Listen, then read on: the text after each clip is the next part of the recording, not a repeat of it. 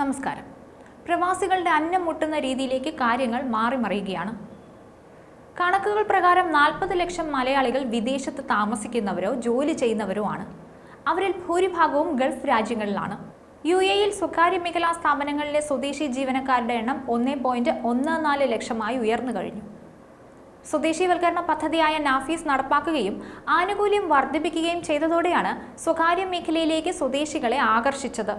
ശമ്പള പിന്തുണ പദ്ധതി, പെൻഷൻ, ചൈൽഡ് അലവൻസ്, പ്രസവാവധി തുടങ്ങിയ ഒട്ടേറെ ആനുകൂല്യങ്ങളാണ് സർക്കാർ ഇവർക്ക് നൽകി വരുന്നത്.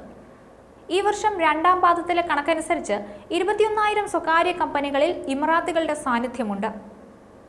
UAE-യിൽ സ്വകാര്യ വിദ്യാഭ്യാസ സ്ഥാപനങ്ങളിലും സ്വദേശീവൽക്കരണം നടപ്പാക്കുന്നുവെന്ന വാർത്ത നേരത്തെ വന്നിരുന്നു. നിശ്ചിത തസ്തികകൾ സ്വദേശികൾക്ക് മാത്രമാക്കാനും തീരുമാനമായി കഴിഞ്ഞിരുന്നു. വിദ്യാഭ്യാസ മന്ത്രാലയവുമായി സഹകരിച്ച് മന്ത്രാലയം ആവിഷ്കരിച്ച അധ്യാപകർ പദ്ധതി വഴി പ്രതിവർഷം 1000 സ്വദേശികളെ സ്വകാര്യ സ്കൂളുകളിൽ നിയമിക്കാനാണ് ഉദ്ദേശിക്കുന്നത്. 4 ഘട്ടങ്ങളിലായിട്ടാണ് ഇത് പൂർത്തിയാക്കുക. കണക്കുകൾ പരിശോധിച്ചാൽ സ്വകാര്യ മേഖലയിലെ സ്വദേശീവൽക്കരണത്തിന് സന്നദ്ധരായ സ്ഥാപനങ്ങളുടെ എണ്ണം 18,670 കഴിഞ്ഞു. കഴിഞ്ഞ ഡിസംബറിൽ നാഫീസ് രജിസ്റ്റർ ചെയ്ത കമ്പനികളുടെ എണ്ണവുമായി താരതമ്യപ്പെടുത്തുമ്പോൾ 34.4% വർധനവുണ്ട്. വർഷത്തിൽ 2% സ്വദേശികൾക്ക് തൊഴിൽ നൽകണമെന്നാണ് സർക്കാർ നിർദ്ദേശം. ഇത് ലംഘിക്കുന്ന കമ്പനികളിൽ നിന്ന് പ്രതിവർഷം 2 ഘട്ടമായാണ് പിഴ ഈടാക്കുക. സ്വദേശീവൽക്കരണത്തിന്റെ ഫലമായി കഴിഞ്ഞ ജൂലൈ വരെ 1.13 ലക്ഷം സ്വദേശികൾ സ്വകാര്യ മേഖലയിൽ നിയമനം നേടിയിരുന്നു. ഇതിൽ 81,000 പേർ നാഫീസ് വഴി നിയമനം ലഭിച്ചവരാണ്. സ്വദേശികളെ നിയമിക്കുന്നതിൽ മികവ് പുലർത്തുന്ന കമ്പനികളെ മാനവ വിഭവ മന്ത്രാലയത്തിലെ സ്വദേശീവൽക്കരണ ക്ലബിൽ ഉൾപ്പെടുത്തും. പ്രതിവർഷം 2% സ്വദേശികൾക്ക് തൊഴിൽ നൽകുന്ന കമ്പനികൾക്ക് മന്ത്രാലയം നൽകുന്ന പ്രധാന ആനുകൂല്യങ്ങളിൽ ഒന്നാണിത്. സർക്കാർ കേന്ദ്രീകൃത ടെൻഡറുകളിൽ കമ്പനികൾക്ക് മുൻഗണന ലഭിക്കും. മന്ത്രാലയ ക്ലബിൽ അംഗത്വം ലഭിക്കുന്നത് ഇടപാടുകൾക്കുള്ള നിരക്കിൽ 80% വരെ ഇളവുണ്ടാകും. നാഫീസ് പദ്ധതികളിൽ തൊഴിലുടമകൾക്ക് ആനുകൂല്യങ്ങൾ നേടാനാകും എന്നതാണ് മറ്റൊരു പ്രധാന നേട്ടം. സർക്കാർ സേവന സംരംഭങ്ങളിൽ ഇത്തരം കമ്പനികൾക്ക് നാഫീസ് വഴി പ്രാമുഖ്യം നൽകും.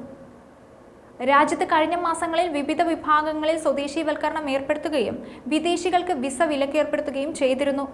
അതേസമയം 1818 കമ്പനികൾ നേരത്തെ സ്വദേശീവൽക്കരണം നിയമം ലംഘിച്ചതായും കണ്ടെത്തിയിരുന്നു.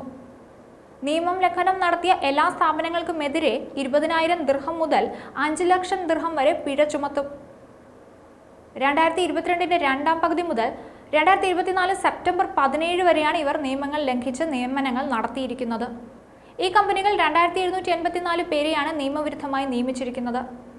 ഇവർ സാങ്കല്പിക പ്രാദേശികവൽക്കരണത്തിലൂടെ നിയമങ്ങളെ മറികടക്കാൻ ശ്രമിച്ചതായി തെളിയിക്കപ്പെടുകയും ചെയ്തിട്ടുണ്ട്.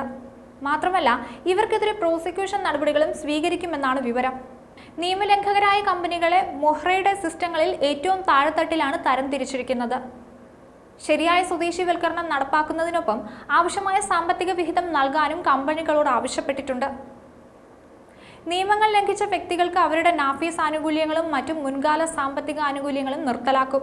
പ്രവാസികളുടെ കോടികളാണ് നമ്മുടെ നാട്ടിൽ ഒഴുകിയെത്തുന്നത്. അതായത് നമ്മുടെ നാട്ടിലെ വരുമാനത്തിന്റെ നല്ലൊരു വിഭാഗവും പ്രവാസികളുടേതാണ്.